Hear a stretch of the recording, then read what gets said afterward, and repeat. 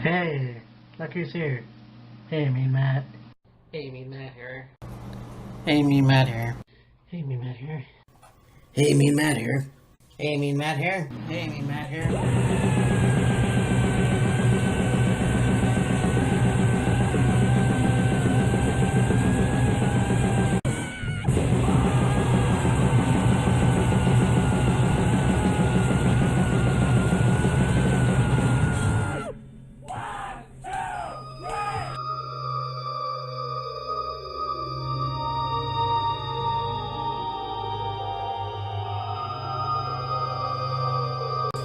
Hey, Mean Matt here. And Elimination Chambers in the Bucks.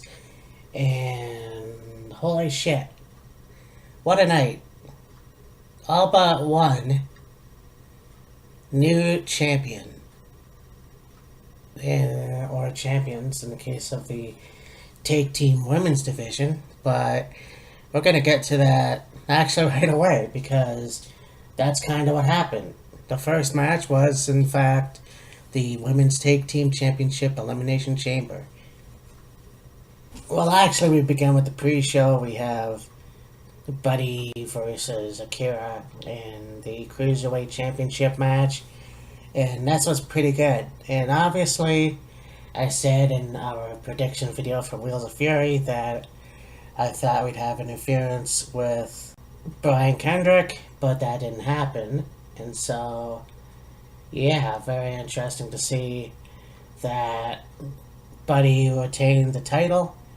So there it is.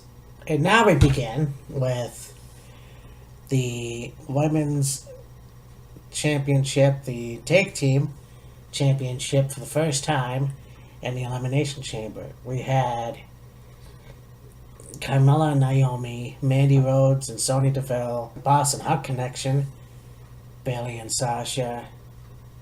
We had the Iconics and the Riot Squad, Liv Morgan and Sarah Logan. And this was a very good match. I was very impressed.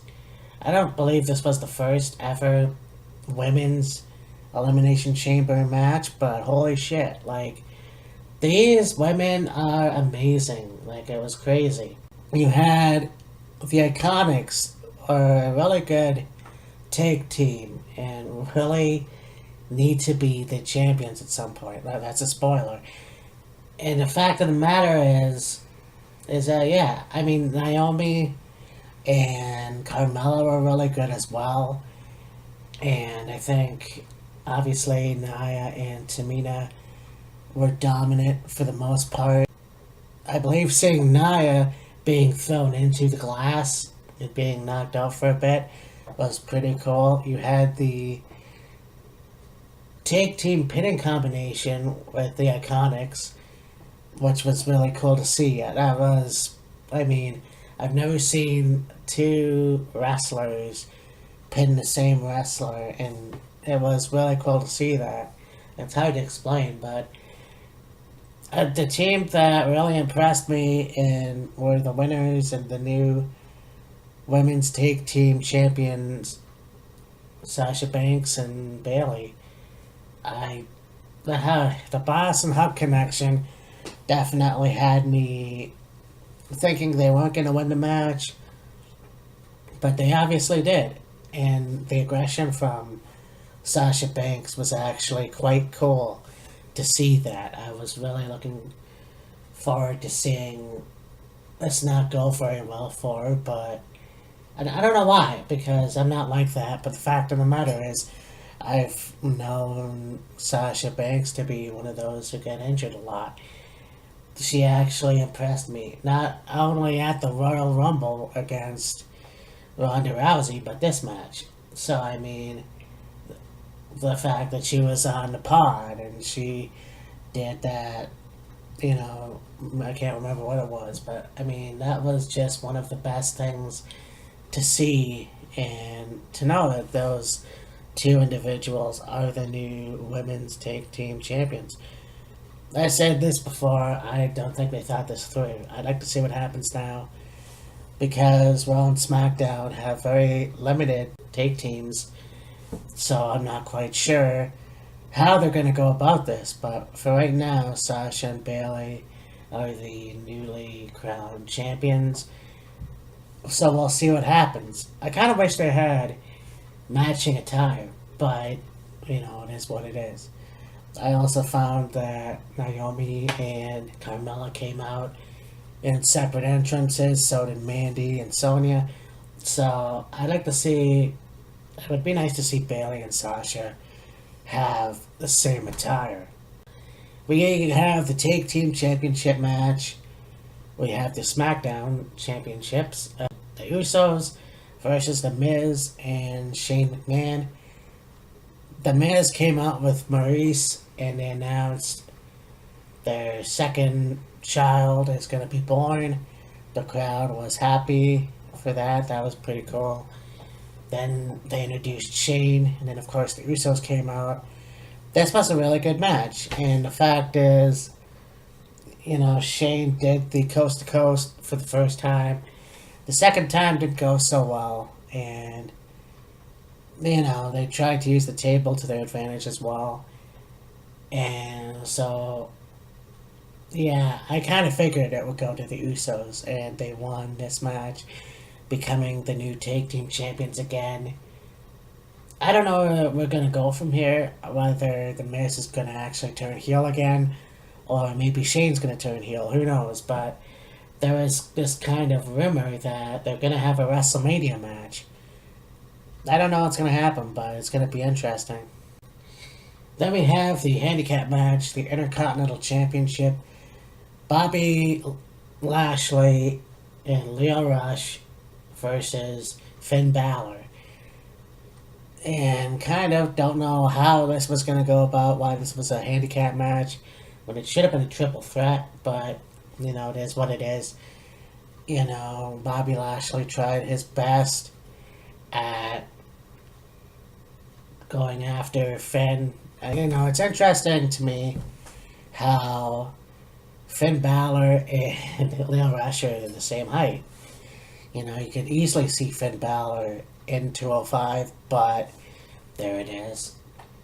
And, of course, the match was really good. It ended with Leo Rush getting the coup de grace from Finn Balor, and Finn Balor is now the new Intercontinental Champion. I love it. I know that he's white bread. I know that he's, very plain looking, whatever, but he's a very good wrestler. I really enjoy his work. And I'm happy to know that he has a championship. So I can't wait to see how far it goes. I watched Raw recently. Seeing him and Ricochet, who's now on Raw, and the tag team was very good. They're very good together. But yeah, it's very cool just to see Finn Balor as the Intercontinental Champion. So there it is. Then we had the women's match is Ruby Riott versus the women's champion for Raw, Ronda Rousey. And yeah, this was a kind of interesting. You had Charlotte Flair coming out and talking about her WrestleMania match. And I still think that you're going to see Becky Lynch in there. That just is true. Becky came out with crutches and they had a fight afterwards. Like, Ronda Rousey won the match and Charlotte came out and they went face to face, and there's Becky coming down the aisle in crutches, and she came into the ring. Becky and Ronda were, gonna get a fight going. It would turn into Becky and Charlotte. Of course, Becky threw the crutch over to Ronda.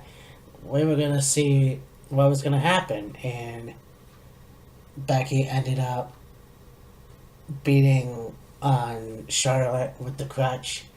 He tried to have the security guys coming in and getting her out of the ring. This is kind of okay. She's suspended for 60 days, but I still think that there's still time in WrestleMania to have the triple threat match at the main event for WrestleMania. You know, if you're going to have the women main event WrestleMania, then you might as well have a triple threat match. You know, it's kind of the way it is. You know, you had Triple H, Shawn Michaels, Chris Benoit, then you had Randy Orton, Kurt Angle, Rey Mysterio. You know, recently Batista, Randy Orton, and Daniel Bryan. You know, why not have this?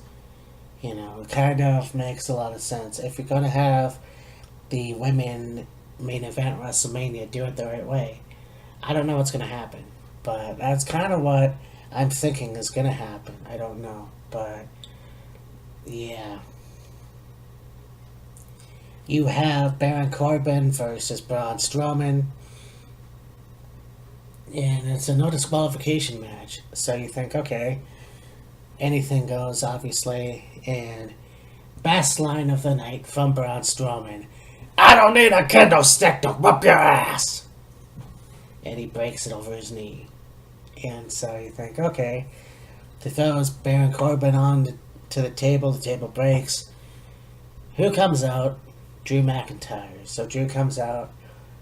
Okay, it's a no disqualification match, but then who comes out? Former Intercontinental Champion, Bobby Lashley. Now, do you understand that Bobby Lashley and Drew McIntyre are now aligned with Baron Corbin? So this is kind of weird on how that all worked out. Baron Corbin beats Braun Strowman cowardly, I might add. Just kind of,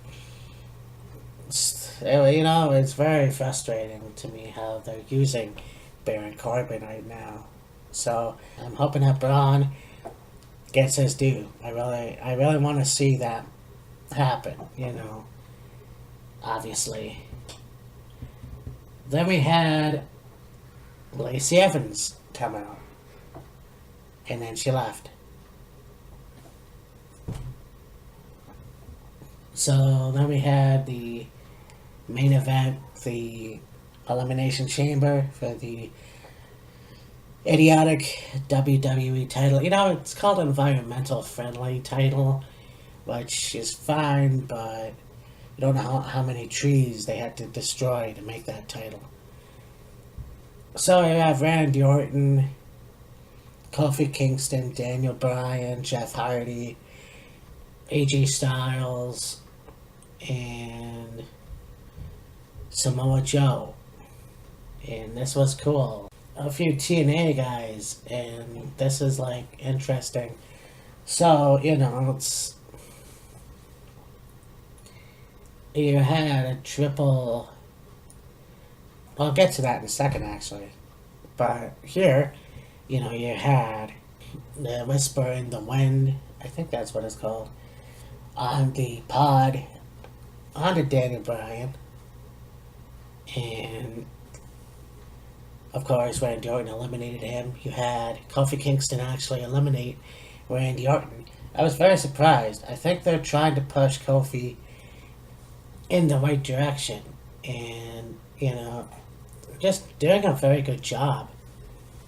You know, kind of like, very interested to see what they do. And I didn't watch SmackDown yesterday, or Tuesday actually, but, yeah, it was yesterday. But it's very cool to see what's going to happen. I just saw a highlight of something, so they're trying to push him in the right direction. He didn't win the championship, but the way he moved, you know, his leap up onto the pod to go face to face with Bryan was cool. It was just awesome. You know, you don't need blood to have a good match. It was a very good match. It was a pretty good show. Yes, you know, just kind of interesting to see what's gonna happen come Fastlane. But it should be fun, and I can't really wait, you know.